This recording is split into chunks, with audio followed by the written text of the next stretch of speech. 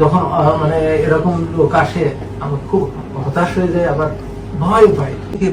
Police আসে কিন্তু কোনো ওদের পুলিশও ভয় পায় মনে হয়, আমি জানি না কি জন্য।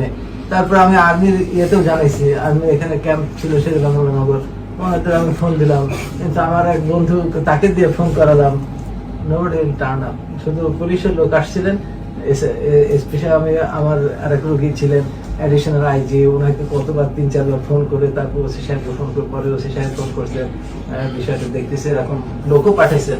কিন্তু তারা এমন মাত্র অনেক লোক নিয়ে আসে, তারা 60-70 জন, সব টোকাই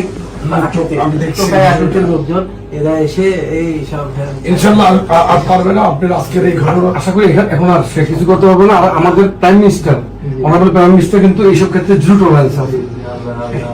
কবুল করবো, কবুল করবো ওনাকে যেন যাতে সবাই যেন আপনাদের মতো সহযোগিতা পায়। আমরা যখন মানে এরকম লোক আসে আমার খুব হতাশ হয়ে যায়, আবার ভয় পাই, কারণ আমাদের পেছনে তো লোক নাই না। অ্যাকচুয়ালি আসলে যে এভাবে আগে আসছে, আমি যে আপনারা আগে আসছে বলে আসছেন, আমি ফোন করছি, আমি তখন ধরতে পারি না, নামাজের পরে ভাবতেছি ফোন করবো।